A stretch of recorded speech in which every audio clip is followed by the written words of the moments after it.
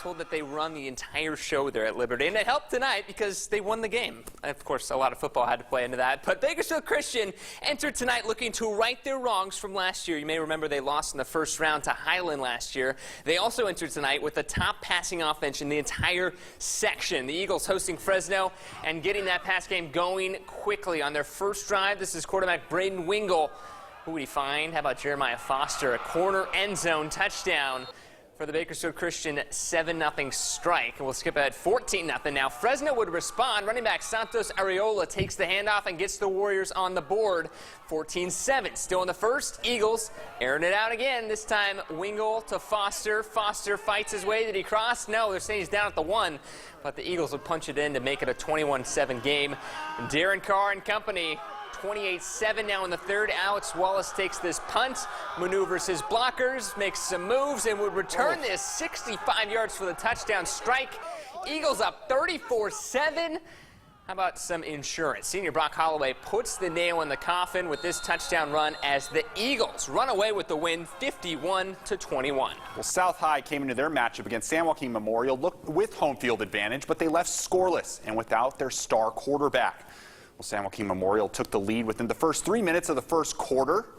We got quarterback Alex Trejo handing the ball off to DeMarcus Wilson, who runs the ball in for the touchdown. 7-0 Panthers. Oh, boy. That was a show there. And then as South High gets the ball back later in the first, quarterback Aries Harris takes one to the knee, would be carted off with an injury to his knee on a stretcher. And unfortunately for South, it was more bad news the rest of the game. Trejo hands the ball off to Michael Alvarez for another touchdown. San Joaquin Memorial would go on to shut out South 27-0. Well, Taft taking on Chavez. Robert Cozine, another player, another star athlete, getting some maintenance on the sidelines. So Stefano Mau comes in, and Mau is off to the races, slips one dive tackle and then another, and gives the Wildcats some hope heading into this half. Now, after the half, it would be Cozine finally making his way back out as he would in some visible pain there. So Mau would again take the reins and take the ball for Taft, but their ground game getting nowhere.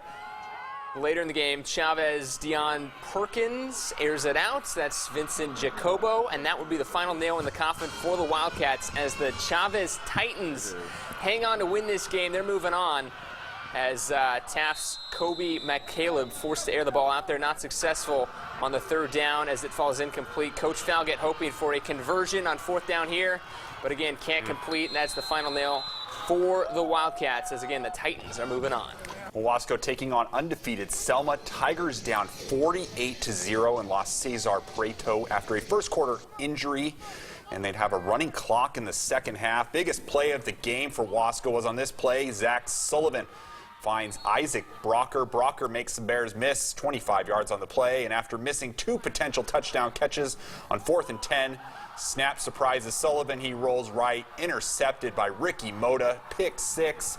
55-0, and that's how it would end Wasco's season over with that loss to Selma. Selma now 11-0. That is a very good football team. We've seen all the play.